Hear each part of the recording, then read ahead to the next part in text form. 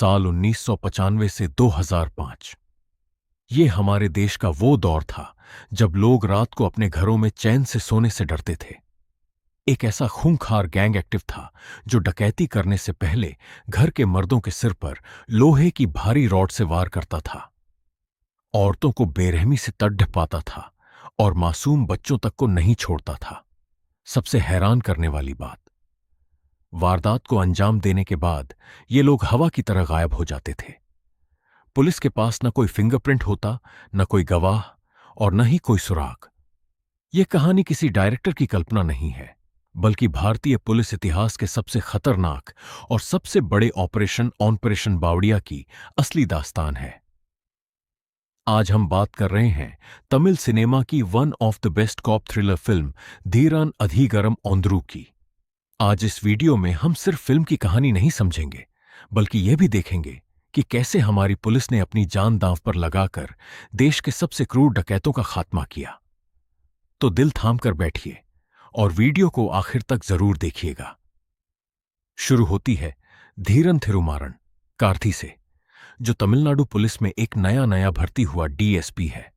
धीरन कोई आम पुलिस वाला नहीं है। वो कानून की किताब को अच्छी तरह समझता है और बेहद ईमानदार, शार्प और जिद्दी है। फिल्म के शुरुआती हिस्से में हमें धीरन की कड़ी ट्रेनिंग दिखाई जाती है कि कैसे एक आम लड़के को एक जांबाज अफसर बनाया जाता है। ट्रेनिंग खत्म होने के बाद धीरन की पोस्टिंग होती है। यहीं उसकी मुलाकात दिव्या से होती है। दिव्या एक बहुत ही चुलबुली और मासूम लड़की है। धीरन का कड़क मिजाज और दिव्या का बचपना, दोनों के बीच प्यार होता है और जल्द ही दोनों की शादी हो जाती है। धीरन की पर्सनल लाइफ बहुत खूबसूरत चल रही होती है, लेकिन एक सच्चे पुलिस वाले की जिंदगी में चैन ज्यादा दिन तक कहां टिकता है। धीरन का ट्रांसफर एक ऐसे इलाके में होता है जहां हाईवे के किनारे अजीबोगरीब चोरियां हो रही थीं। हाईवे के किनारे बसे एक सुनसान घर में आधी रात को कुछ परछाइयां दाखिल होती हैं। ये लोग बेहद क्रूर हैं। ये घर के सोए हुए लोगों पर सीधे लोहे की रॉड से हमला करते हैं। वो चिल्ला भी नहीं पाते। घर का सारा सोना, कैश और कीमती सामान लूटने के बाद ये लोग लाशों को वहीं छोड़कर गायब हो जाते हैं। जब धीरन इस पहले क्राइम सीन पर पहुंचता है तो वो दहल जाता है। क्रूरता की सारी हदें पार हो चुकी थीं। धीरन इस केस की गहराई में जाना शुरू करता है। वो नोटिस करता है कि चोरों ने घर का खाना भी खाया था और जाते जाते कीमती सामान के अलावा कुछ छोटी मोटी चीजें भी ले गए। धीरन को समझ आ जाता है कि ये कोई लोकल चोरों का काम नहीं है। लेकिन तभी एक और ऐसी ही वारदात हो जाती है। इस बार निशाना बनता है तमिलनाडु के एक बड़े नेता का घर। नेता और उसके परिवार को उसी बेरहमी से मार दिया जाता है। अब यह केस सिर्फ एक क्राइम नहीं रह जाता, यह सरकार की नाक का सवाल बन जाता है।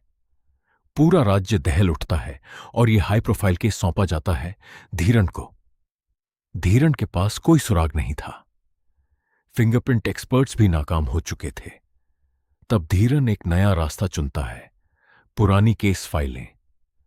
वो पुलिस हेडक्वार्टर के डार्क रूम में जाता है और पिछले 10 से 15 सालों के हाईवे क्राइम्स की फाइलें खंगालना शुरू करता है। और यहीं धीरन के हाथ एक बहुत बड़ा सुराग लगता है। धीरन देखता है कि ठीक इसी पैटर्न के मर्डर और डकैती सिर्फ तमिलनाडु में नहीं, बल्कि आंध्र प्रदेश, कर्नाटक, महाराष्ट्र, गुजरात और उत्तर प्रदेश के हाईवे पर भी हुए हैं।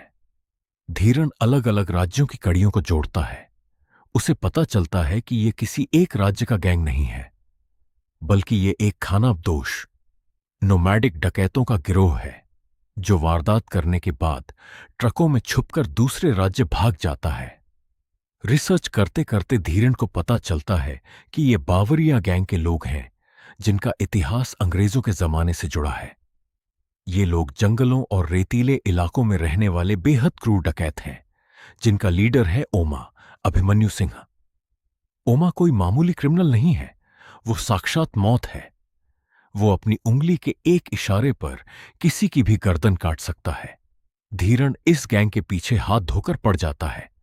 सुराग ढूंढते ढूंढते धीरन की टीम उत्तर भारत से ओमा के गैंग के एक सदस्य को गिरफ्तार करने में कामयाब हो जाती है। जब पुलिस की टीम उस डकैत को गाड़ी में लेकर तमिलनाडु लौट रही होती है तो धीरन की पत्नी दिव्या भी उसी सफर में उनके साथ गाड़ी में मौजूद थी। गाड़ी हाईवे से गुजर रही होती है, जिसके दोनों तरफ घना जंगल और सन्नाटा था। लेकिन ओमा को अपने आदमी की गिरफ्तारी की खबर मिल चुकी थी। वो पुलिस को रोकने के लिए खुद उस सुनसान जंगली इलाके में जाल बिछाकर बैठा था। जैसे ही पुलिस की गाड़ियां वहां पहुंचती हैं, डकैतों का गैंग अचानक उन पर पत्थरों, लाठियों और हथियारों से जानलेवा हमला कर देता है। जंगल के बीचों बीच एक भयानक मुठभेड़ होती है।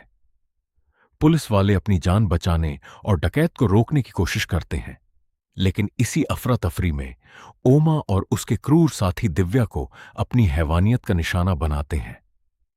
वो दिव्या पर बेरहमी से वार करते हैं और उसे मरती हुई हालत में छोड़कर अपने साथी को छुद्दाकर जंगल में गायब हो जाते हैं।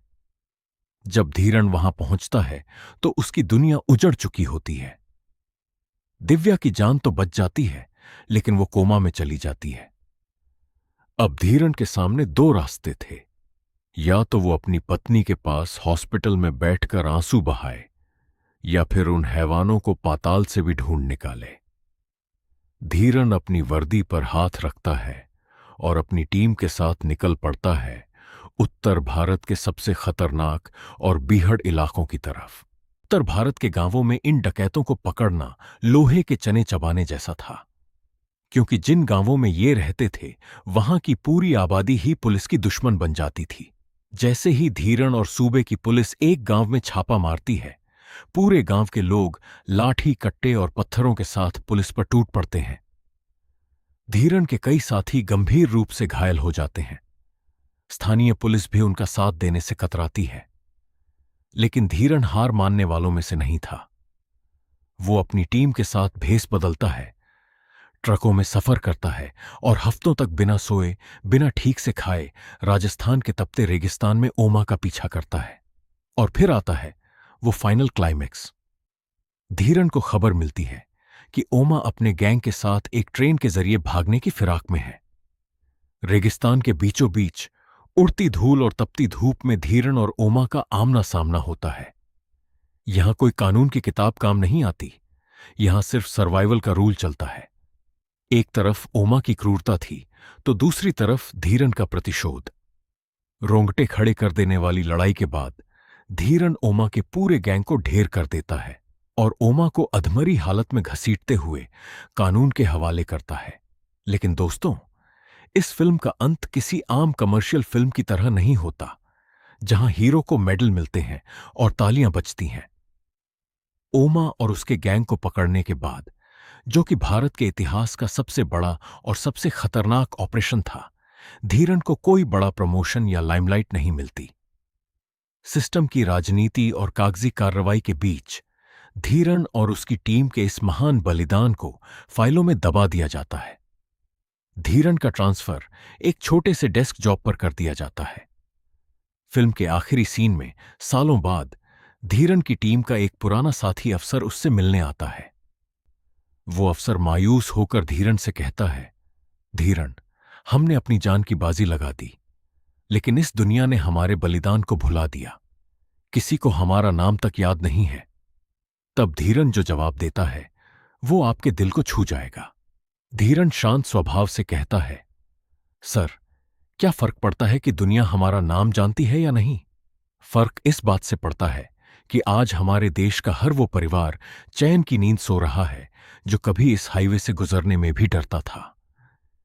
एक पुलिस वाले का सबसे बड़ा मेडल उसकी वर्दी पर लगने वाला सितारा नहीं, बल्कि जनता के चेहरों पर दिखने वाला सुकून होता है।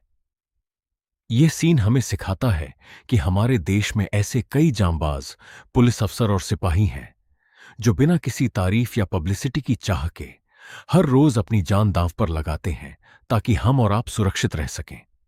फिल्म का ये अंत दुखद नहीं है, बल्कि ये उन गुमनाम हीरोज के प्रति हमारे सम्मान को और बढ़ा देता है। तो दोस्तों, ये थी धीरन अधिगारम ओंद्रू की वो कहानी जो सीधे दिल पर वार करती है। आपको कार्थी की ये एक्टिंग और धीरन का ये किरदार कैसा लगा? मुझे नीचे कमेंट सेक्शन में जरूर बताइएगा।